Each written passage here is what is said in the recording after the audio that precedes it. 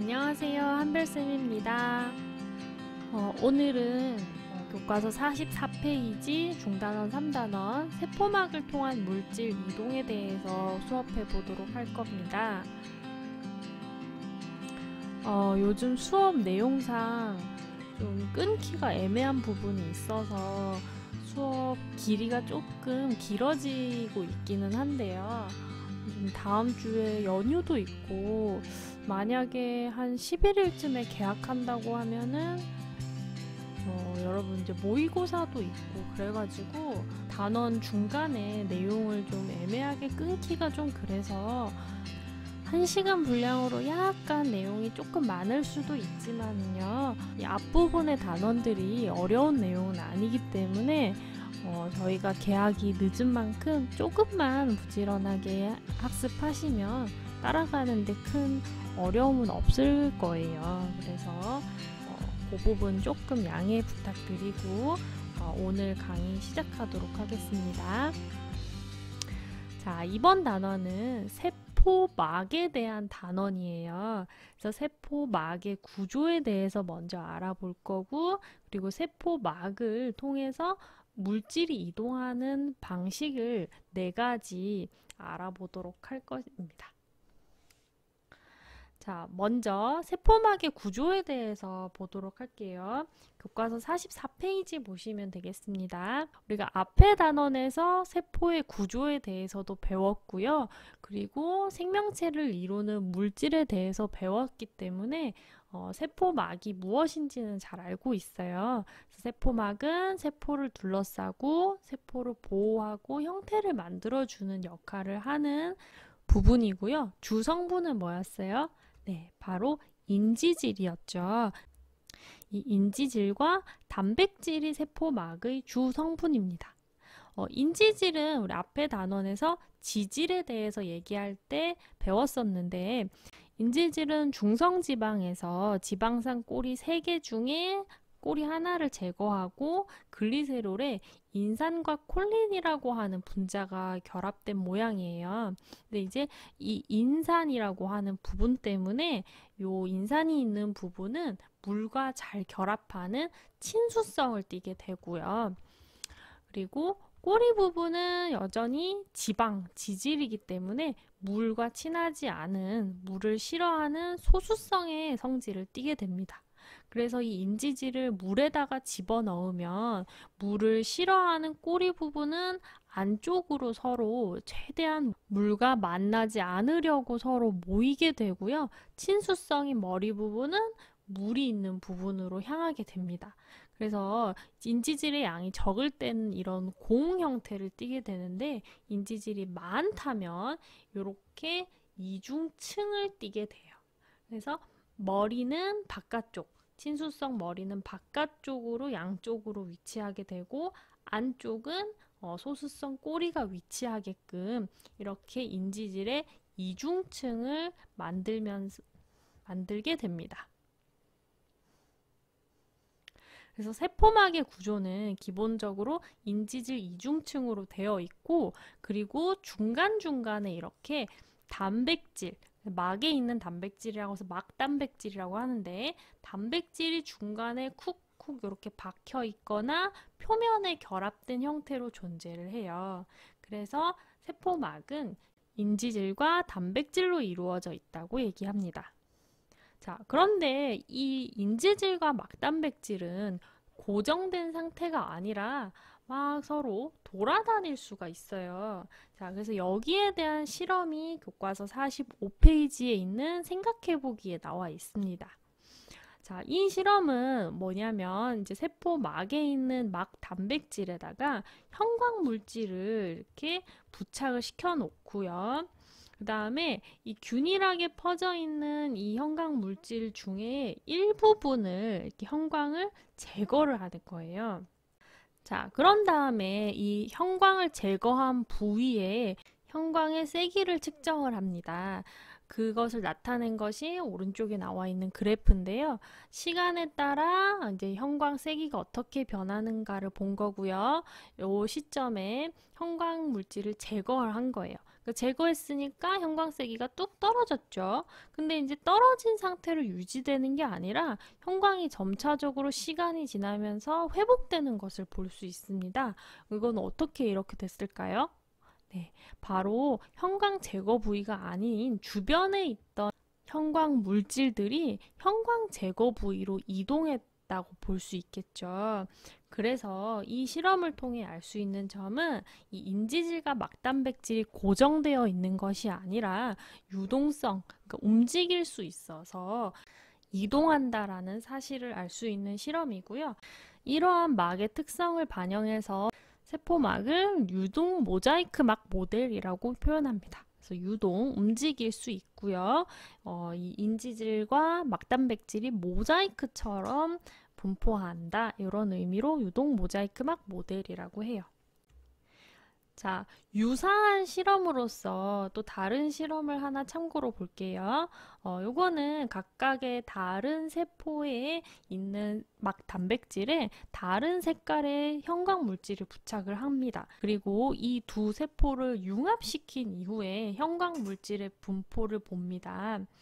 자, 시간이 지난 후에 이 융합세포의 형광을 측정을 해보면은요, 각각의 형광 물질이 따로따로 이렇게 분포하는 게 아니라 아래 그림처럼 섞여 있는 것을 볼 수가 있어요. 그래서 이 실험 역시 막의 유동성을 증명해주는 실험이라고 볼 수 있겠습니다. 자, 그래서 세포막은 인지질 이중층을 기본으로 막단백질이 이렇게 그림처럼 분포하고 있는 형태를 가지고 있는데 이 막단백질이 하는 역할에 대해서 교과서 45쪽의 그림과 함께 확인을 해볼게요. 자, 막단백질을 하는 역할이 여러 가지인데 그림에 첫 번째로 나와 있는 것부터 볼게요. 먼저 세포 인식이라고 되어 있죠. 막단백질 중에 일부분은 이렇게 표면에 다당류 사슬이 결합해 있는 경우도 있습니다. 이 탄수화물들은 보통 이 세포가 어떤 세포인지 구별할 수 있게끔 세포를 인식하는 데 관여를 해요. 예를 들어서 여러분 작년에 혈액형 배우셨죠? 적혈구 표면에 있는 응집원이 A냐 B냐에 따라서 혈액형이 달라지는데 그때 응집원 A냐 B냐 이제 구분하는 것이 바로 이 표면에 붙어 있는 탄수화물의 당이 어떤 것으로 구성되어 있냐에 따라 달라져요. 그래서 이런 식으로 세포를 구별하는 기능을 할 수 있고요. 자, 두 번째는 위쪽에 있는 거 볼게요. 물질을 운반하는 기능을 합니다. 단백질 중에 이렇게 가운데 구멍이 이렇게 뚫려 있는 애들 있죠. 얘네들은 물질이 이동할 수 있는 통로의 역할을 하면서 물질 운반에 관여를 하고요. 자, 그리고 아래쪽에 세 번째 볼게요. 자, 신호를 전달하는 역할을 하기도 해요. 그래서 수용체의 역할로서 뭐 예를 들어서 세포 바깥에서 뭐 호르몬이 여기 와서 결합을 하면은 얘가 어떤 신호를 그 세포의 내부로 전달을 해서 뭐 효소를 내보낸다거나 아니면 뭐 포도당을 흡수한다거나 하는 신호에 맞는 다양한 기능을 하게끔 정보를 전달해주는 역할을 막단백질이 하기도 합니다.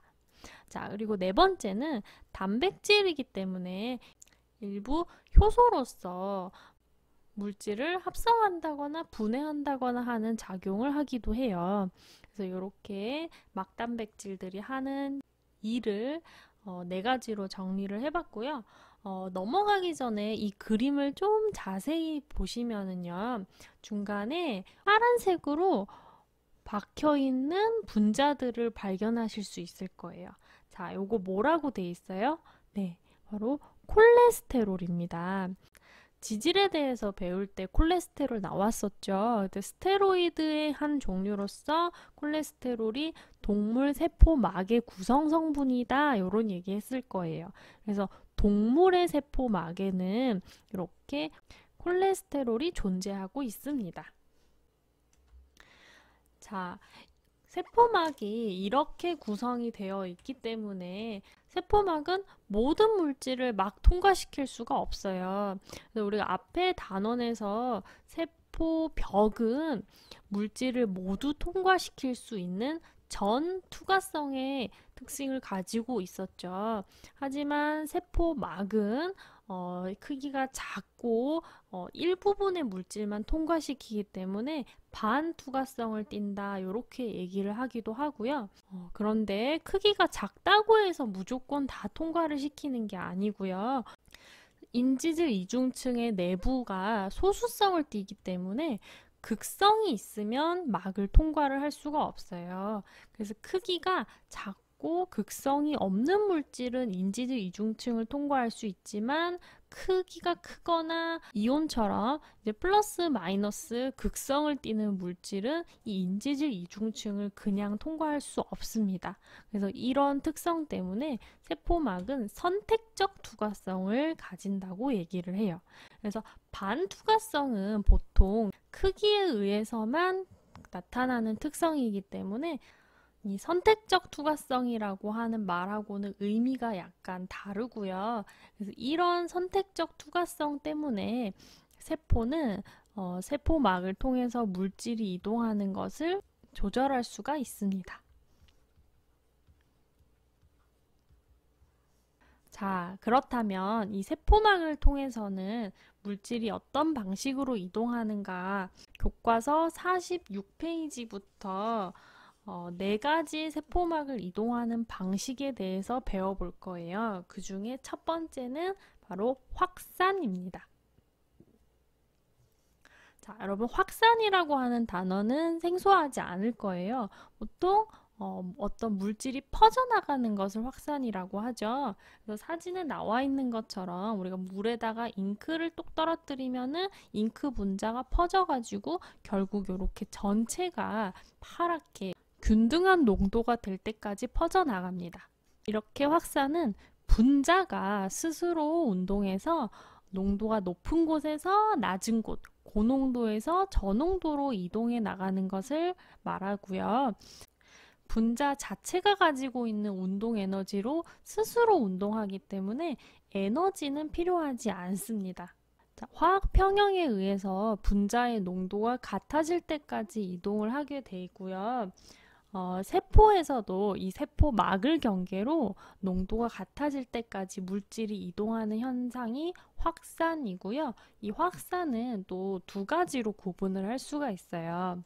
자, 단순 확산과 촉진 확산으로 구분을 하는데, 이것을 구분하는 기준은 단순 확산은 물질이 인지질 이중층을 직접 통과하는 경우고요. 촉진 확산은 직접 통과하지 못해서 수송 단백질을 통해 이동하는 것을 촉진 확산이라고 합니다. 앞에서 분자 크기가 작고 그리고 극성이 없는 분자는 인지질 이중층을 통과할 수 있다고 했죠. 그게 바로 단순 확산입니다. 자, 그림을 보고 좀 더 자세히 보도록 할게요. 자, 왼쪽에 있는 그림이 단순 확산인데, 보시면은 위쪽이 세포 밖으로 분자들이 많이 있죠. 그래서 여기가 고농도고요. 세포 안쪽, 아래쪽이 저농도입니다. 그래서 많은 쪽에서 적은 쪽으로 분자들이 인지질 이중층을 그냥 통과할 수 있으면 이런 경우에 단순 확산이라고 해요.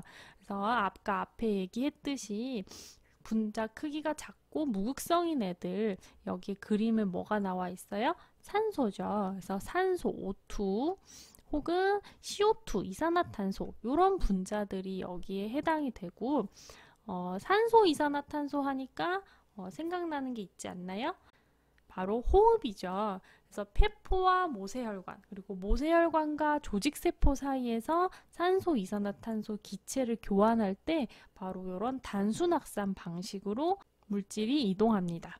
자, 그러면 단순 확산으로 이동할 수 없는 물질들은 어떻게 이동하느냐? 오른쪽 그림과 같이 이렇게 수송 단백질을 통해서 이동하게 돼요. 이런 경우에 촉진 확산이라고 하는데, 자, 이 수송 단백질도 2가지 형태가 있습니다. 왼쪽은 통로 단백질이에요. 그래서 그림에 보이는 것처럼 이렇게 그냥 통로처럼 가운데 구멍이 이렇게 뚫려 있어서 물질이 드나들 수 있는 형태입니다. 여기 그림에서는 염화이온, 그러니까 극성이 존재하는 염화이온이 예시로 나오고 있는데, 여러분 이온 통로라고 하니까 뭐 생각나는 거 없으세요? 네, 여러분들이 작년에 생명과학 1에서 신경에 대해서 배울 때 뉴런의 나트륨 칼륨 통로 배우셨죠? 그래서 이 나트륨 칼륨 통로는 이 촉진확산의 통로 단백질을 이용한 물질 이동 방식의 예시이고요. 오른쪽의 그림은 운반체 단백질로, 통로 단백질하고의 차이점은 운반체 단백질은 이 단백질의 구조가 변한다는 거예요. 그래서 그림에서 보는 것처럼 여기는 지금 포도당인데, 포도당이 이 단백질에 와서 결합을 하게 되면 단백질의 구조가 변하면서 포도당이 내부로 들어올 수 있게 되고요. 이러한 작용의 예시로 인슐린이 작용하면, 인슐린은 우리 혈당량을 낮춰주는 호르몬이잖아요. 그래서 세포 밖의 포도당을 흡수해서 혈당량을 낮춰주게 되는데, 이럴 때 포도당이 운반체 단백질을 통해 촉진확산으로 세포 내로 이동을 하게 됩니다. 자, 이 단순확산과 촉진확산을 비교하는 그래프가 교과서 47페이지에 생각해보기에 나와 있습니다. 자, 이 그래프를 한번 잘 보세요. 여러분, 그래프들이 나올 때는 항상 X축과 Y축을 확인을 잘 해보세요. X축은 지금 뭐라고 되어 있냐면요, 세포 안팎의 물질의 농도 차이입니다. 농도 차이에 따른 물질의 이동 속도에 대한 그래프고요. 그래프 아래에 이 농도차에 따라 이동 속도가 어떻게 변하는가에 대해 질문이 있습니다. 자, 단순확산부터 보면은 농도차가 증가할수록 이동 속도가 어떻게 되고 있어요? 네, 바로 점점 증가하고 있죠. 그래서 농도 기울기 차이가 커질수록 당연히 한꺼번에 많은 분자가 이동하니까 이동 속도가 점점 증가할 겁니다. 자, 그리고 촉진확산은 어때요? 자, 촉진확산은 일단 단순확산보다 보면 이동 속도가 전체적으로 다 빠릅니다. 그 이유를 한번 생각해 보시겠어요? 자, 여러분이 교실 안에 있다가 이제 밖으로 나가고 싶은데 문이 없는 거하고 나가는 문이 있는 것하고 어떤 게 더 빨리 교실 밖으로 나갈 수 있겠어요? 물론 이제 창문을 넘어서 나갈 수도 있겠지만, 여러분이 이동할 수 있는 출입문이 있으면 훨씬 빨리 이동할 수 있겠죠. 그래서 단순확산보다 촉진확산의 속도가 더 빠르고요.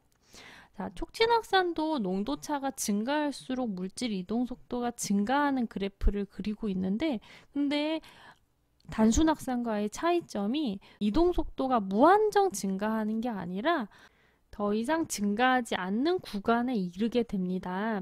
자, 그 이유는 무엇일까요?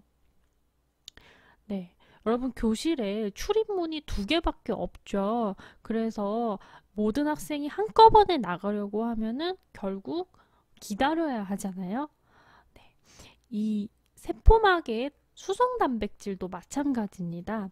세포막에 있는 수송 단백질의 수는 결국 한정이 돼 있고, 이동하려는 물질이 많아서 모든 출입문, 그러니까 모든 수송 단백질을 사용하게 되면은 이때가 최대의 이동 속도로서 더 이상 속도가 증가하지 않을 거예요. 그래서 촉진확산의 이동 속도가 더 이상 증가하지 않는 이유는 수송 단백질이 모두 포화된 상태이기 때문이다. 이렇게 얘기할 수 있겠네요. 그래서 교과서의 그래프 바로 아랫문단 마지막 줄에 모든 수송 단백질이 물질 운반에 관여한다. 이제 그 부분에 밑줄 쳐 놓으세요. 자, 두 번째 물질의 이동 방식으로 넘어가겠습니다. 두 번째는 삼투이고요. 삼투는 일단 전제가 반투과성 막을 경계로 한다는 것이 전제가 돼야 돼요. 여기서 반투과성 막이란 그림을 한번 보세요. 이게 작은 구멍이 뚫려 있는 막으로서 이 구멍보다 크기가 작은 물질은 막을 통과할 수 있고요. 크기가 큰 물질은 이 막을 통과할 수 없는 그런 형태의 막입니다. 그래서 세포막도 일종의 반투과성 막이라고 볼 수 있겠는데요. 이때 이 반투과성 막을 경계로 그림처럼 한쪽은 농도가 낮은 용액, 반대쪽은 농도가 높은 용액이 존재를 한다면 이제 화학 평형에 의해서 원래는 여기 이 빨간색 설탕 분자들이 농도가 같아질 때까지 퍼져나가야 될 텐데요. 그런데 지금 여기에는 반투과성 막 때문에 설탕이 이동할 수가 없어요. 자, 그래서 이 농도를 맞추기 위해서 대신에 누가 이동하느냐? 이 구멍을 통과할 수 있는 물이 이동하는 겁니다. 그래서 물이 농도를 비슷하게 하기 위해서 저농도에서 고농도로 이동을 하는 거예요. 그러면 오른쪽 그림처럼 왼쪽은 물이 점점 없어지니까 농도가 점점 높아질 거고, 오른쪽은 물이 많아지니까 농도가 점점 낮아져서 결국 비슷한 농도가 될 거예요. 자, 근데 우리가 보통 수용액에서 농도에 대해서 얘기를 할 때는 용질을 기준으로 얘기를 하죠. 그래서 용질의 입장에서 지금 저농도에서 고농도로 물이 이동한다고 얘기를 했는데, 여기서 물은 수용액에서 용질이 아니라 용매에 해당이 되죠. 그래서 교과서의 표현이 뭐라고 되어 있냐면요. 물의 농도가 높은 쪽에서 낮은 쪽으로 확산한다고 되어 있어요. 그러니까 물의 입장에서 보면은 저농도일 때 물은 여기에 많죠. 그래서 일반적으로 우리가 저농도라고 얘기하는 용액의 용매인 물의 농도가 높은 거고요. 용질이 고농도인 용액은 용매인 물의 농도가 낮은 쪽이라고 볼 수 있겠죠.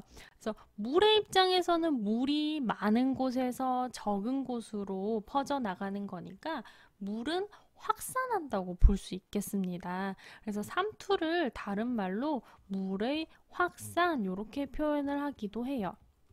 그래서 물의 농도가 높다는 게 우리가 일반적으로 얘기하는 저농도라고 하는 점, 요거 헷갈리지 않게 좀 잘 이해해 두세요. 자, 그래서 이렇게 반투과성 막을 경계로 물이 저농도에서 고농도로 이동하는 현상을 삼투현상이라고 하고요. 이때 물이 이동하면서 이 반투과성 막에 작용하는 압력을 바로 삼투압이라고 합니다. 자, 생명과학에서는 삼투압을 계산하거나 하는 문제가 나오지는 않아요.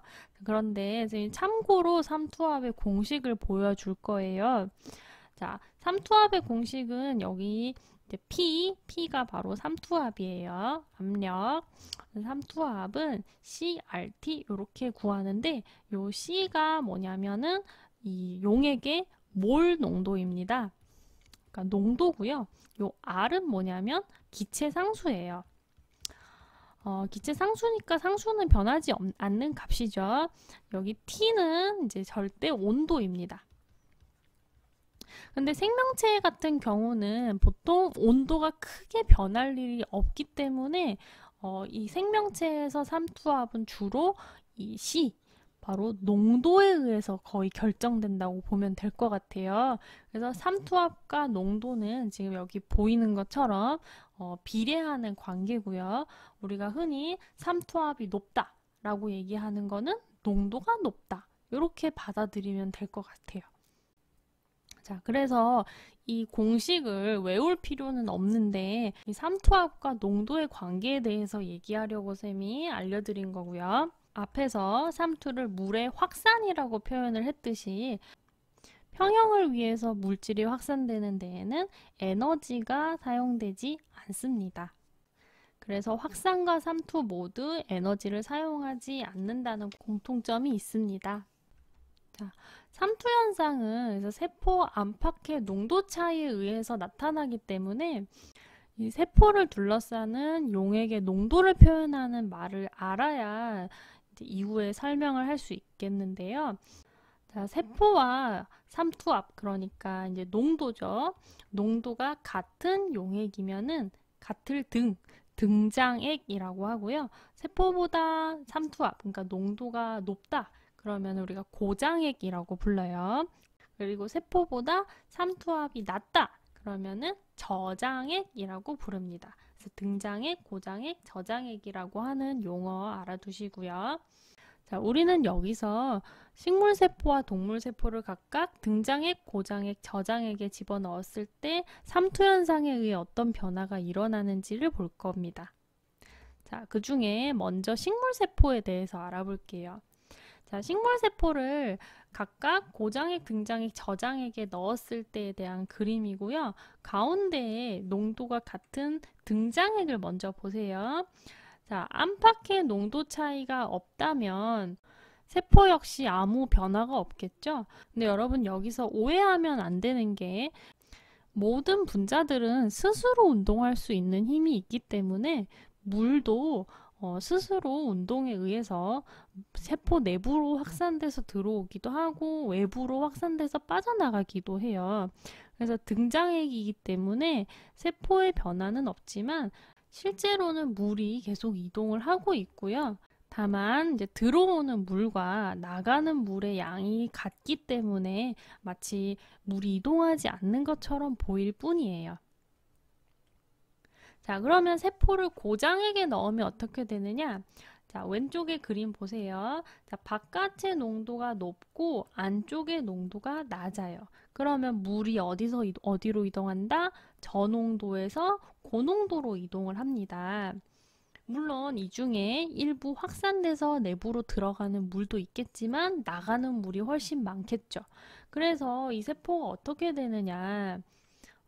여기 교과서에 나와 있는 그림은 좀 표현이 잘 안 되어 있는데 식물세포는 이렇게 바깥에 세포벽이 있고 내부에 세포가 들어있죠. 근데 이제 물이 빠져나가 버리니까 세포가 이렇게 쪼그라들면서 세포막과 세포벽이 서로 이렇게 분리가 됩니다. 이때 이 세포막으로 둘러싸여 있는 부분은 세포에서 생명활동을 주로 하는 부분이고 여기를 원형질이라고 불러요. 그래서 원형질이 세포벽에서 분리되어 나온다 해서 원형질 분리 현상이 일어난다 라고 얘기를 합니다. 자, 그렇다면 저장액에 넣으면 어떻게 되느냐? 자, 저장액일 때는 바깥의 농도가 낮고 세포 안쪽의 농도가 높죠. 그러면 물은 어디서 어디로? 저농도에서 고농도로 이동을 합니다. 물론 밖으로 일부 확산돼서 빠져나가는 물도 약간은 있을 거지만 밖에서 들어오는 물이 훨씬 많을 거예요. 자, 그러면 세포가 물을 먹어서 점점 이렇게 빵빵해질 건데 식물세포는 세포 바깥에 아까 뭐가 있다고? 네, 바로 세포벽이 있죠. 그래서 세포벽이 세포를 지탱해 주기 때문에 무한정 커지지 않고 빵빵한 상태가 됩니다. 그래서 이런 상태를 팽윤 상태라고 해요. 그리고 세포가 점점 커지면서 세포가 세포벽을 미는 힘이 생기게 됩니다. 이렇게 세포가 팽윤 상태일 때 내부로부터 세포벽을 미는 힘을 팽압이라고 부릅니다. 자, 이것을 실제 현미경 사진으로 보시면은 여기 앞에 그림하고 방향이 반대라는 거 좀 참고해 주시고 가운데는 역시 등장액입니다. 아무 변화가 없죠. 그리고 왼쪽이 저장액인데 물이 외부에서 들어왔지만 세포벽이 있으니까 마치 큰 변화가 없는 것처럼 보이시죠? 그렇지만 오른쪽의 고장액 같은 경우는 물이 바깥으로 빠져나가서 여기 이 세포벽과 이 세포막이 분리된 원형질 분리가 일어난 걸 확인할 수가 있습니다. 여러분 참고로 말씀드리면 지금 여기 사진에 보이는 세포가 세포질이 빨갛게 염색된 거 보이시죠? 이거는 무슨 염색약일까요? 기억나시는 분 있나요? 요거 에오신이죠, 에오신. 그래서 이 실험은 여러분 개학하고 난 이후에 한번 같이 해볼까 생각하고 있어요. 자, 식물세포에서 삼투 현상으로 인해 나타나는 삼투압과 팽압의 관계에 대해서 그래프로 나타낸 것이 교과서 48페이지에 나오고요. 이 그래프는 시험에 되게 자주 나오는 그런 기본적인 그래프고, 처음에 언뜻 봐서는 좀 복잡해 보이지만 내용이 어려운 것은 아니니까 한 번만 좀 제대로 이해해 놓으면 좋을 것 같아요. 자, 먼저 이 그래프는 그래프 위에 나와 있는 그림 2-34 설명을 잘 보세요. 설명을 잘 보시면은 고장에게 넣어서, 그러니까 자, 고장에게요. 고장에게 이 식물 세포를 넣으면 어떻게 되죠? 원형질 분리가 일어나죠. 자, 고장에게 넣어 원형질 분리가 일어난 이 식물 세포를 저장에게 다시 옮기는 거예요. 저장액에 넣었을 때 식물세포가 물을 흡수하면서 일어난 변화를 그래프로 나타낸 것입니다. 자, 여러분, 이 고장액에 있던 식물세포를 저장액으로 옮기면 어떤 현상이 일어날까요? 식물세포의 내부는 농도가 높아져 있는 상태일 거고, 외부는 저장액이니까 농도가 낮죠. 그러면 물이 어디서 어디로 이동해요? 네, 밖에서 안으로, 저농도에서 고농도로 이동하겠죠. 그러면 세포의 크기가 점점 어떻게 될까요? 점점 크기가 증가하겠죠. 자, 그래서 이 그래프의 X축을 보세요. X축은 세포의 상대적 부피, 그러니까 세포의 크기를 얘기를 하는 거고요. 여기서 세포 크기 1.0인 부분은 원래 세포의 크기와 똑같은 지점이에요. 그렇다면 1.0보다 작은 상태는 어떤 상태일까요? 네, 바로 원형질 분리가 일어나서 세포가 쪼그라든 상태인 거고요. 세포가 저장액에서 물을 점점 흡수함에 따라서 오른쪽으로 갈수록 세포 크기가 점점 커지는 것을 나타냅니다. 자, 그런데 여러분, 여기서 밖에서 물이 계속 들어오고 있으면 세포 내부의 농도는 어떻게 되겠어요? 물이 점점 많아지니까 세포의 농도는 점점 낮아지겠죠. 그러면 여러분, 삼투압은 점점 어떻게 되는 거예요? 삼투압은 농도와 비례하기 때문에 삼투압도 점점 낮아지겠죠. 자, 그러면은 삼투압 그래프를 한번 보세요. 삼투압 그래프가 처음에는 높았다가 점점 낮아지는 것을 좀 삐뚤삐뚤하지만 점점 낮아지는 것을 볼 수 있을 겁니다. 물이 들어오면서 농도가 낮아지고 삼투압이 점점 낮아지는 걸 그래프로 표현을 한 거예요. 그리고 세포 크기 1.0을 기준으로 왼쪽으로 가면 원형질 분리가 일어나기 때문에 이 1.0인 지점을 한계 원형질 분리, 이렇게 표현을 하기도 합니다.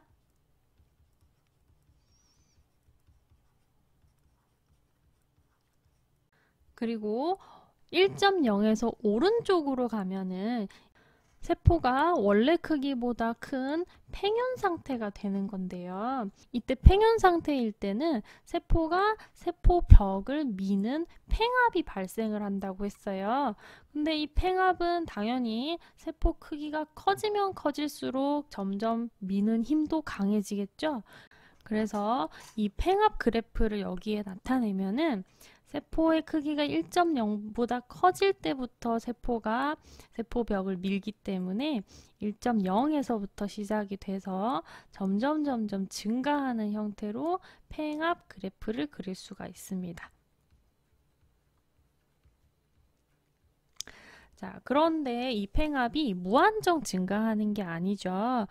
세포가 바깥으로 세포벽을 미는 힘과 물이 안으로 들어오려고 하는 이 삼투압이 같아질 때까지 세포가 커지고, 이 삼투압과 팽압이 같은 지점이 세포 크기가 최대인 상태이기 때문에 이때를 최대 팽윤 상태라고 얘기합니다. 하지만 최대 팽윤 상태가 되기 전까지는 물이 밖에서 들어오는 삼투압이 내부에서 미는 팽압보다 크기 때문에 물이 계속 흡수될 수가 있는데요. 이렇게 물이 흡수되는 힘을 흡수력이라고 하고요. 이 흡수력은 삼투압과 팽압의 차이로 나타낼 수가 있겠습니다. 그래서 세포의 크기가 커질수록 삼투압이 작아지고 팽압이 커지기 때문에 흡수력이 점점 작아지다가 최대 팽윤 상태에는 삼투압과 팽압이 같기 때문에 이때 흡수력이 0이 되겠죠. 자, 여러분 교과서에 있는 그래프를 한번 보면서 다시 확인을 해볼게요. 그래서 이 그래프는 고장액에 있던 세포를 저장액에 넣었을 때 세포가 물을 흡수하면서 점점점 부피가 커질 거고요. 그 부피가 커짐에 따라서 물을 흡수했다는 것이니까 삼투압은 농도가 점점 낮아지니 삼투압이 낮아지는 그래프가 나타납니다. 이때 세포 크기가 1보다 작을 때에는 원형질 분리가 일어나 있는 상태이고요. 세포 크기가 원래 크기보다 커지는 팽윤 상태가 되면서 세포가 세포벽을 미는 힘이 생기는데 그것이 바로 팽압이고요. 세포의 크기가 커지니까 팽압도 점점 증가할 거예요. 근데 이것은 언제까지 증가하냐면 외부에서 물이 들어오는 힘, 삼투압과 같아질 때까지 증가하게 되고 삼투압과 팽압이 같으면 더 이상 세포가 커질 수 없기 때문에 이때를 최대 팽윤 상태라고 합니다. 이때 물이 들어오는 흡수력은 삼투압과 팽압의 차이이고요. 흡수력 그래프를 확인을 해보면 세포 부피가 커짐에 따라서 최대 팽윤 상태가 될 때까지 계속 감소하는 것을 볼 수가 있죠. 자, 이 그래프 이해하시겠나요? 어려운 내용은 아니기 때문에 여러분들의 힘으로 한번 제대로 이해했는지 그래프를 그리면서 설명하면서 한번 학습을 해보도록 하세요. 자, 교과서 50페이지로 넘어가서 이번에는 동물세포입니다. 자, 앞에서 식물세포의 삼투현상 학습한 것과 내용이 거의 같아요. 가운데는 등장액에 넣었을 때고요. 들어오는 물의 양과 나가는 물의 양이 같아서 아무 변화 없는 것처럼 보이죠. 자, 그리고 왼쪽이 고장액인데 바깥이 농도가 높고 안쪽이 낮으니까 물은 저농도에서 고농도로 이동을 할 거고 그러면 세포가 물이 빠져나감에 따라서 이렇게 쪼그라들게 됩니다. 자, 반대로 저장액에 넣으면 바깥의 농도가 낮고 안쪽이 높으니까 물이 저농도에서 고농도, 밖에서 안으로 훨씬 많이 들어오겠죠. 그래서 세포가 점점 부피가 커질 건데 근데 문제는 동물세포는 식물세포와 다르게 바깥에서 세포를 지탱해주는 세포벽이 있다 없다. 네, 세포벽이 없죠. 그래서 세포가 점점 커지다가 결국에는 이렇게 팡 터져버리게 됩니다. 그래서 이렇게 세포가 터지는 것을 용혈이라고 해요. 용혈. 그래서 요 용어 기억해 놓으시고요. 이것이 식물세포와의 차이점이라는 것을 기억해 두면 좋겠네요. 자, 이것은 동물세포의 삼투현상을 현미경 사진으로 나타낸 거고요. 왼쪽이 저장액인데 보니까 아직 세포가 터지지는 않았네요. 용혈이 아직 일어나진 않은 것 같고요. 오른쪽은 이제 고장액에 넣어서 물이 밖으로 빠져나가서 세포가 이렇게 쭈글쭈글해진 것을 볼 수가 있습니다. 자, 그러면 이제 확산 삼투 다음에 세 번째 물질의 이동 방식인 능동수송을 볼게요. 자, 능동수송은 물질이 농도 기울기를 거슬러서 이동을 하는 겁니다. 그 말은 농도가 낮은 곳에서 높은 곳으로 이동을 하는 거예요. 그래서 확산과 물질 이동 방향이 반대죠. 그래서 농도 기울기를 거슬러서 화학 평형을 거스르는 방향으로 일어나기 때문에 얘는 에너지를 소모할 수밖에 없을 거고요. 능동수송은 운반체 단백질이 필요해요. 모든 살아있는 세포는 에너지를 소모해서라도 세포 안팎의 이온 농도를 유지하고 있는데요. 예를 들어서 나트륨과 칼륨의 경우 나트륨은 항상 세포 밖, 지금 얘는 적혈구라서 혈장인데 세포 밖으로 내보내고 세포 안에는 나트륨 이온을 많은 상태로 유지합니다. 자, 이런 나트륨과 칼륨의 이온 농도 분포 많이 보지 않았나요? 네, 여러분 작년에 생명과학 1의 뉴런의 자극 전달 과정을 배우면서 이 나트륨 칼륨 펌프에 대해서 배우지 않았나요? 네, 바로 이 나트륨 칼륨 펌프가 가장 대표적인 능동 수송의 예시라고 볼 수 있겠어요. 자, 나트륨 칼륨 펌프는 지금 보는 것처럼 이런 운반체 단백질에 의해서 물질을 이동시키고요. 자, 그림을 간단하게 보면 지금 세포 안쪽을 향해 열려 있는 이 운반체 단백질에 나트륨이 이렇게 결합을 하게 되면 이 결합한 걸 인식해서 이제 ATP를 사용해서 운반체 단백질의 구조가 이렇게 바뀌게 되고, 그러면 나트륨이 바깥으로 떨어져 나간 다음 칼륨 이온이 와서 결합을 하게 돼요. 그러면은 역시 이로 인해 운반체 단백질의 구조가 안쪽을 향하게 바뀌면서 칼륨 이온이 안으로 떨어져 나오게끔 이렇게 나트륨이 밖으로 칼륨이 안으로 이동하는 형태로 작용하는 것이 나트륨 칼륨 펌프입니다. 그래서 여기 ATP, 에너지 사용되는 거 보이죠? 에너지를 사용해서 농도 기울기를 거슬러 물질을 이동시키는 방식입니다.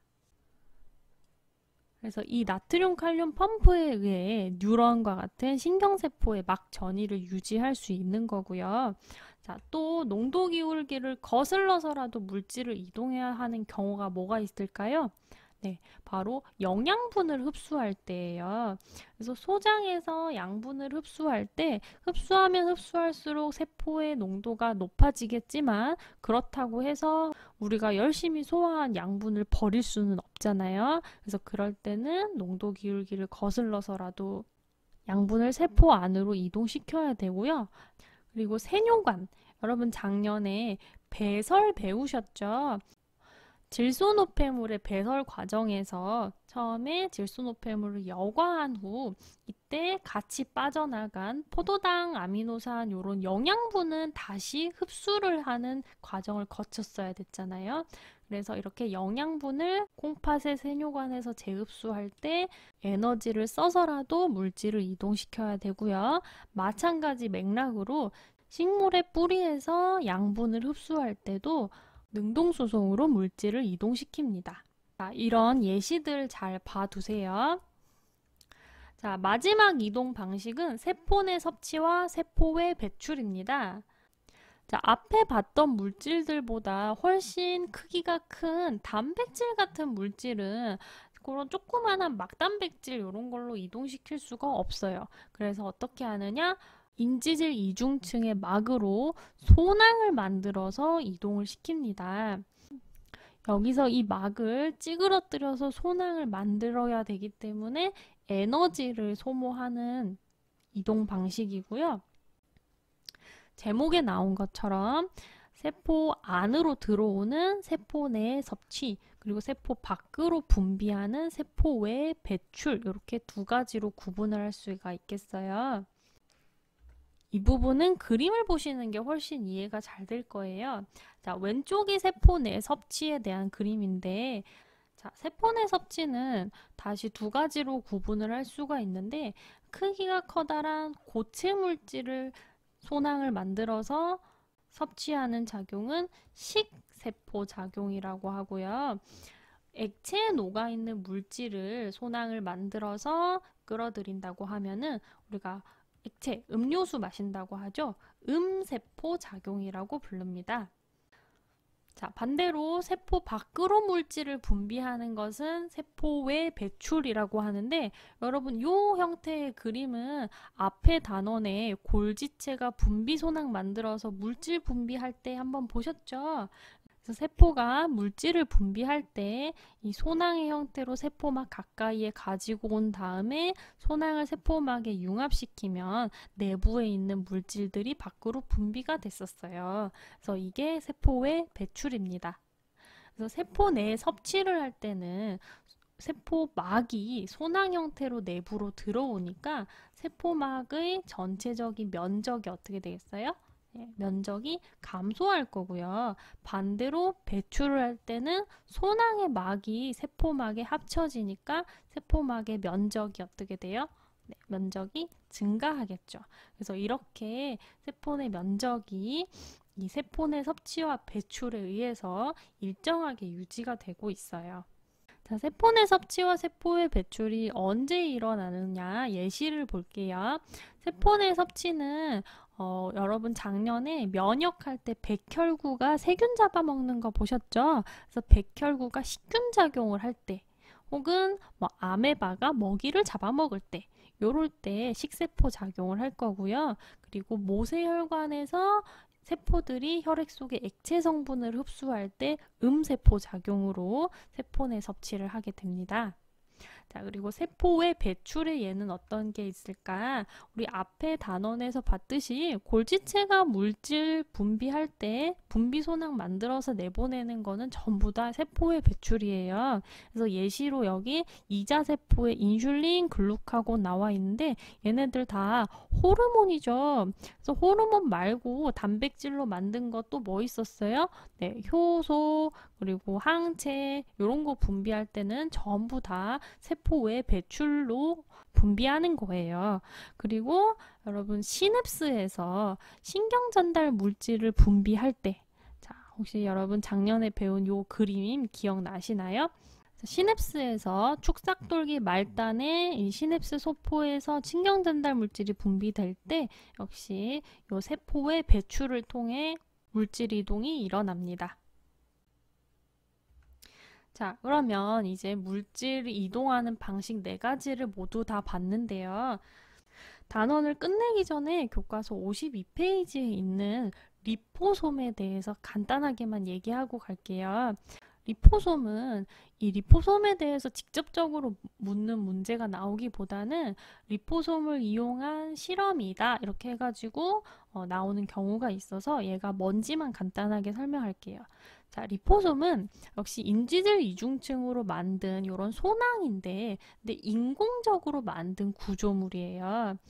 자, 이런 인공적인 소낭을 만든 다음에 각 여러 가지 실험에 이용을 할 수가 있는데, 이 리포솜의 막에 뭐 막단백질을 집어넣는다거나 아니면은 이 내부가 비어 있잖아요. 여기다가 뭐 약물을 집어넣는다거나 해가지고 다양한 방면에 활용을 할 수가 있어요. 예를 들어서 항암제 같은 경우에는 우리가 그냥 몸에다가 주입을 하게 되면은 암세포가 아닌 모든 세포들이 약물의 영향을 받아서 뭐 여러 가지 부작용이 나타나잖아요. 그런데 이제 리포솜에다가 항암제를 집어넣은 다음에 리포솜의 표면에 뭐 암세포를 인식하는 항체를 달아줘요. 그러면 이 항체가 암세포만 딱 인식을 해가지고 그 암세포의 내부에 이 항암제 약물을 집어넣어서 더 치료 효과를 높일 수가 있고요. 또 리포솜은 이 세포막에 융합을 통해서 내부의 물질을 전달할 수 있기 때문에 좀 더 물질을 세포 내로 효과적으로 전달할 수 있다는 장점이 있어요. 그래서 뭐 의료 분야나 화장품 분야나 혹은 뭐 생명공학 실험을 한다던가 할 때 많이 사용이 되기 때문에 혹시 이런 분야에 관심이 있으신 분들은 리포솜에 대한 내용을 더 찾아보면 도움이 될 것 같아요. 자, 그러면 이번 3단원 세포막을 통한 물질의 이동에 대해서 먼저 세포막의 구조에 대해서 알아봤고, 그리고 이동하는 방식 4가지, 확산, 삼투, 능동수송, 세포 내 섭취와 세포의 배출 이렇게 알아봤습니다. 각각 농도의 방향, 에너지를 쓰는지 안 쓰는지, 무엇이 어느 방향으로 이동하는지, 그리고 뭐 삼투 같은 경우는 식물과 동물 세포 차이, 그리고 식물 세포의 그 그래프 있었죠. 뭐 이런 것들, 그리고 각각 어떤 물질이 이동할 때 사용되는가 예시 같은 것을 위주로 보면서 학습하시면 되겠습니다. 자, 이제 대단원, 2단원 세포의 특성 단원이 마지막 효소 단원만 남았는데요. 지금 5월에 개학할 것 같기는 한데 언제 개학할지 아직 정확하지가 않아서 이 효소를 온라인으로 수업을 할 수 있을지 아니면은 우리가 직접 드디어 얼굴을 보고 수업을 할 수 있을지 잘 모르겠어요. 그래서 일단 만나서 수업할 수 있게 되기를 기대해 보면서 오늘 수업 마치도록 하겠습니다. 여러분 수고 많이 하셨습니다.